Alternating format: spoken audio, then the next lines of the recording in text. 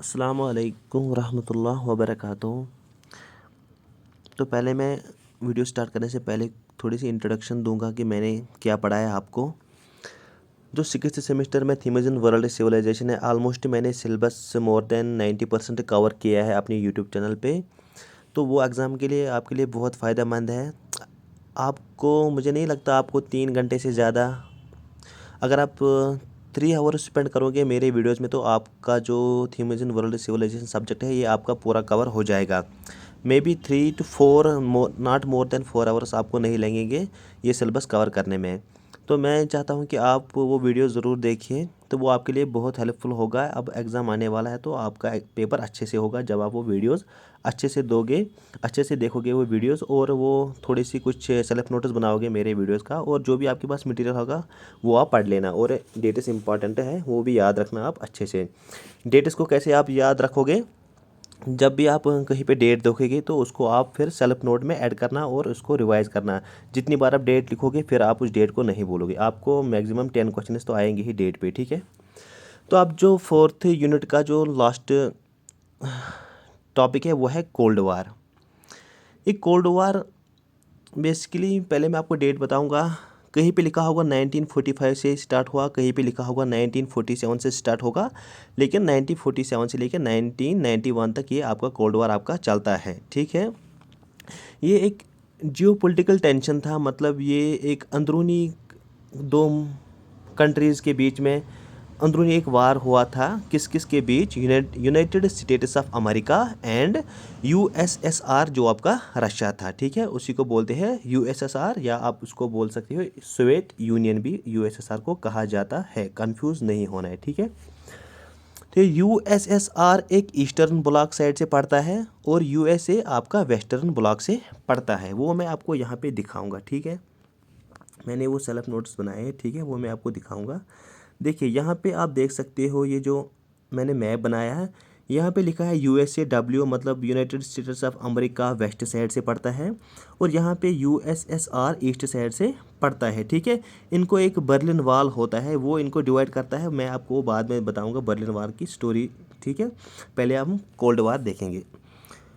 ये एक, इसको कोल्ड वार क्यों कहा जाता है? क्योंकि ये एक इनडायरेक्ट वार है। इन्होंने लड़ाई नहीं की, इसमें मतलब किलिंग्स नहीं हुए, ना ही यूएसए ने हमला किया, ना ही यूएसएसआर ने हमला किया।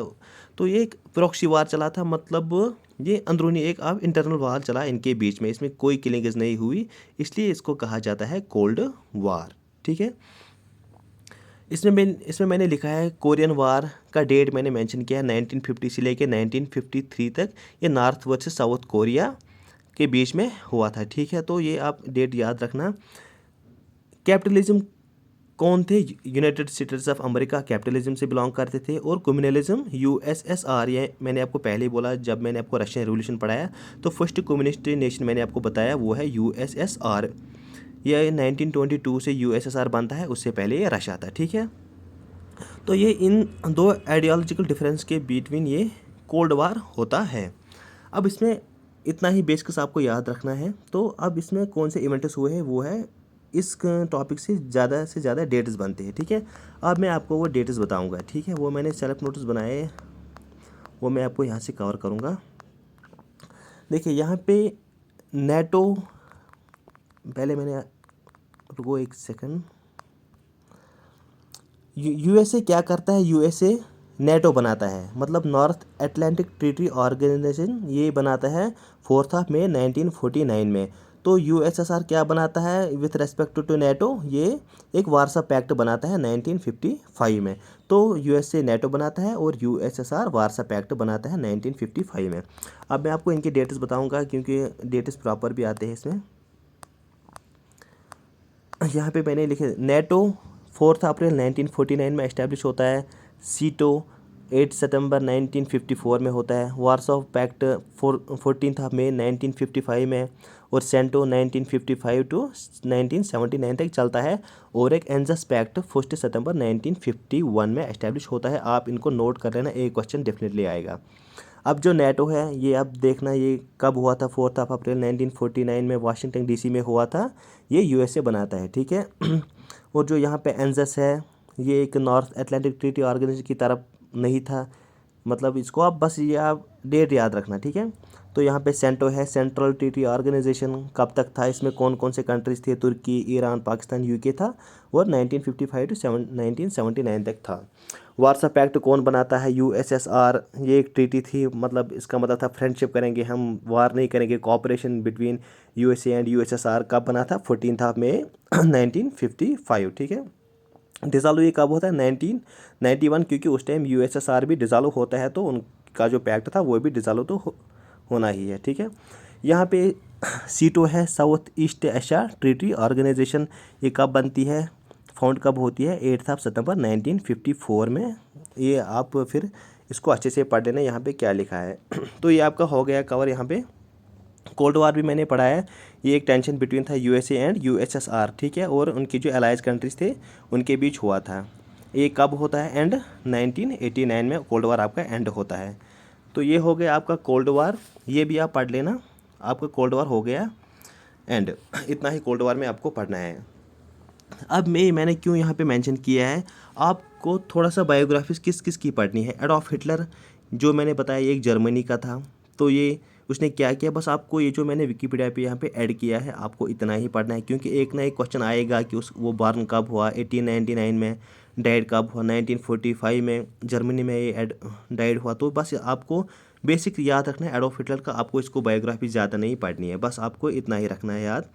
और जो ये है नेपोलियन, इसका नाम था नेपोलियन बोनापार्टे, इसको कहा जाता था, ये कब पैदा हुआ और ये कब मर गया, इस आपको इतना याद रखना है। और ये नेपोलियन फ्रांस का था, मतलब इसने मतलब फ्रांस की कंडीशन फिर ठीक की, जब फ्रांस रिवॉल्यूशन था, तो फ्रेंच रिवॉल्यूशन था, तो फिर रिवॉल्यूशन के बाद नेपोलियन आता है, तो वो फिर कंडीशन संभालता है। तो ये रहा इसका। और जो बेनेटो मसोलिनी मैंने आपको बताया फैसिज्म में इटली में वो कैसे आ गया, उसने कैसे इटली को मतलब संभाला, तो वो मैंने ऑलरेडी वीडियो अपलोड किया है, बहुत अच्छा वीडियो है, वो आप देख लेना। हो गया इसको भी, इसका भी बायोग्राफी। और लेनिन ये मैंने आपको पहले ही पढ़ाया, तो ये भी आप इतना ही याद रखना कब पैदा हुआ और ये कहाँ से थे। ये रशियन रिवॉल्यूशन में आती है, जब वहाँ ज़ार निकोलस इन पीजेंट्स को बुरी तरह से हालत ख़राब करता है, तो फिर लेनिन आता है रशियन रिवॉल्यूशन में, वो इन पीजेंट्स को बचाता है और हीरो निकलता है रशियन रिवॉल्यूशन में, ठीक है। अब जो आपको क्या बचा है यहाँ पे, एनलाइटनमेंट पीरियड, ये मैंने नहीं पढ़ा है इस हिस्ट्री में, आने ये टॉपिक रहा, क्योंकि ये इसमें कुछ समझाने के लिए कुछ भी नहीं है।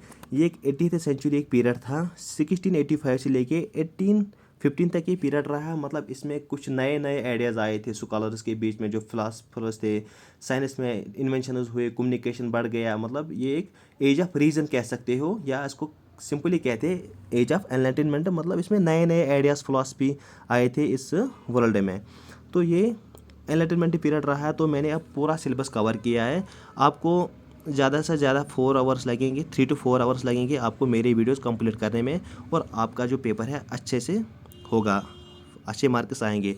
और जो मैंने अब वीडियोस अपलोड किए हैं प्लीज़ आप इनको देख लेना, एग्ज़ाम में अच्छे मार्क्स आएंगे, ठीक है। और जो लास्ट है बैटल ऑफ वाटरलू, ये कब होता है, ये 18 जून 1815 में होता है। यहाँ पे आपका नेपोलियन फाइनली हार जाता है, ठीक है। बस बैटल ऑफ वाटरलू इंपॉर्टेंट बनता है, इसलिए मैंने यहाँ पे मेंशन किया। अब जो मैंने आपको बोला था वो मैं आपको यहाँ से दिखाऊंगा।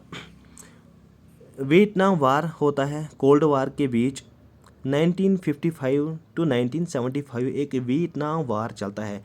ये मैंने क्यों यहाँ पे ऐड किया, क्योंकि क्वेश्चन आ सकता है इसके रिलेटेड, क्योंकि यूएसए लाइफ में बस यही एक वार हारता है। First time ever USA lost this war, that is Vietnam वार। ये भी किसके बीच हुआ था, यूएसएसआर और यूएसए के बीच, मतलब कम्युनलिज्म वर्सेस कैपिटलिज्म। कैपिटलिज्म कौन था, यूएसए, कम्युनलिज्म कौन था, यूएसएसआर। इसलिए मैंने यहाँ पे मेंशन किया, क्योंकि this is the first war which America lost in their life time. अब यहाँ पे फॉल ऑफ बर्लिन वॉल कब होता है, 13 अगस्त 1961 में। ये जो जर्मनी होती है, ईस्ट जर्मनी, यूएसएसआर, ये क्या करती है, ये एक वॉल क्रिएट करती है। यहाँ पे मैंने लिखा है communist government of German GDR और East Germany build this wall. क्यों ये वॉल, यहाँ पे एक्चुअली ये वॉल नहीं होता, ये एक तार, जैसे वो मिलिट्री देती है ना तार, एलओसी पे होती है तार, वैसे ही यहाँ पे थी। जब मैंने यहाँ पे डब्ल्यू और ई के बीच में, वेस्ट और ईस्ट के बीच में यहाँ पे माना है, मतलब जो कर्वी लाइन है, ये ऐसा ही एक वॉल था क्योंकि सोवियत की यूएसएसआर की कंडीशन बहुत ख़राब थी, वहाँ से लोग भाग जाते थे और वो यूरोप की तरफ जाते थे, मतलब वो वेस्ट की तरफ भागना चाहते थे, मतलब वो काम करने के लिए। लेकिन उन्होंने वहाँ पे वो वाल बनाया ताकि लोग मतलब क्रॉस ना कर पाए ईस्ट टू वेस्ट, तो इसलिए ये बनाया गया था। हालांकि उसने उतना फिर रोका नहीं लोगों को, फिर भी लोग जाते थे। लेकिन ये आपको याद रखना है, ये फॉल ऑफ बर्लिन वॉल आपको याद रखना है। ये फाइनली ये भी ख़त्म होता है। कोल्ड वार कैसे ऐड होता है? कोल्ड वार जो लास्ट में फिर गोरबैचो आता है, वो एक टू रिफॉर्म्स लाता है। क्लानोस्ट जिसको बोलते हैं ओपननेस, इसने अब यूएसएसआर को मतलब एक फ्रीडम दी। सेंसरशिप पे मतलब जो रिस्ट्रिक्शंस थी, मीडिया पे जो रिस्ट्रिक्शंस थी उसने वो हटाए। इलेक्शन स्टार्ट हुए यूएसएसआर में और उनको फ्रीडम मिली। और जो रिफॉर्मर्स और एक लाया था गोरबैचो ने, उसको कहा जाता है पेरेस्ट्रॉइका, जो 1987 में उसने लाया था। मतलब अब जो इकोनॉमिक कंडीशंस बैड थी वो उसने वो ठीक की वहाँ यूएसएसआर में। वो ऐसे कोल्ड वार आपका एंड होता है। जब यूएसएसआर कोलैप्स होता है 1991 में, तो फिर एक CIS Commonwealth of Independent States आ जाता है, उसमें 12 नेशंस होते हैं। तो यहाँ पे चाइनीज़ सिविल वार आप पढ़ लेना, 1945 से लेकर 1955 तक था, 50 तक था। कोरियन वार पढ़ लेना। बस इतना ही आप याद रखना, एग्ज़ाम के लिए आपके ये बहुत इंपॉर्टेंट वीडियो था। Thank you. अल्लाह हाफिज़।